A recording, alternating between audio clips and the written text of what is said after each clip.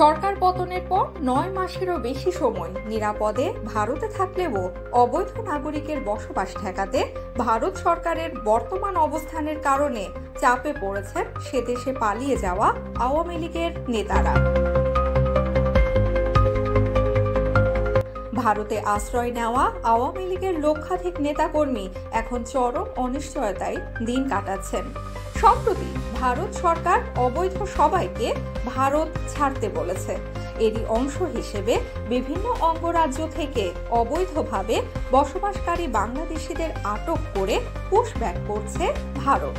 এই পুশব্যাকে আওয়ামী লীগের নেতাকর্মীরা এখনো না পড়লেও স্বল্প সময়ের মধ্যেই তাদের ওপরও এ খড়ক নেমে আসবে বলে জানা গেছে।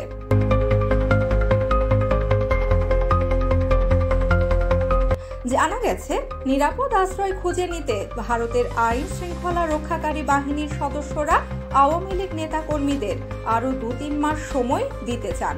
আগামী আগস্টে ভারত সরকার গ্রেপ্তার অভিযান আরও বাড়াবে। দেশটির সরকার পলাতক আওয়ামী লীগ নেতাদেরও ভারত ছাড়ার চাপ দিয়েছে। তবে ভারত সরকার কোনোভাবেই সে দেশে অবৈধদের রাখতে চায় না। বাংলাদেশে ফেরার নিরাপত্তা ঝুঁকি থাকলে অন্য দেশে আশ্রয় নিতে পরামর্শ দেওয়া হয়েছে বলেও পলাতক আওয়ামী লীগ নেতারা জানিয়েছেন। ভারতে আশ্রয় নেওয়া আওয়ামী লীগের একাধিক কেন্দ্রীয় নেতা বলেন, দেশে ফেরার মতো পরিস্থিতি এখনো সৃষ্টি হয়নি। জীবনের ঝুঁকি কাটেনি, ফলে ভারত ছাড়া তাদের জন্য বেশ বিপদের। এর মধ্যে প্রায় ৫০ জন বড় নেতা ভারত ছেড়ে আমেরিকা, ইউরোপে চলে গেছেন। বাকিরাও চেষ্টা করছেন পশ্চিমা কোনো দেশে পাড়ি জমানোর। তবে দেশে ফেরার সাহস দেখাতে পারছেন না কোনো নেতা।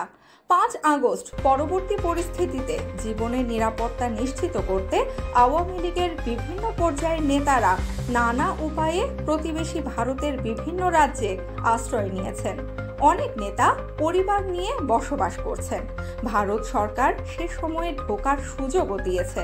সাবেক প্রধানমন্ত্রী ও আওয়ামী লীগ সভাপতি শেখ হাসিনাও ভারতে আশ্রয় পেয়েছেন। সূত্র জানিয়েছে, আওয়ামী লীগের কেন্দ্রীয় নেতা, দলীয় সংসদ সদস্য, এমপি, মন্ত্রী, প্রতিমন্ত্রী, সহযোগী সংগঠনও জেলা উপজেলার বিভিন্ন পর্যায়ে মিলিয়ে প্রায় ১,৪৩,০০০ নেতা ভারতের বিভিন্ন রাজ্যে আশ্রয় নিয়েছেন। সরকারি উচ্চ পদস্থ কর্মকর্তাও ভারতে গেছেন। এ পরিস্থিতিতে ভারত ছাড়ার চাপ সবার ভেতরে অনিশ্চয়তার সৃষ্টি করেছে।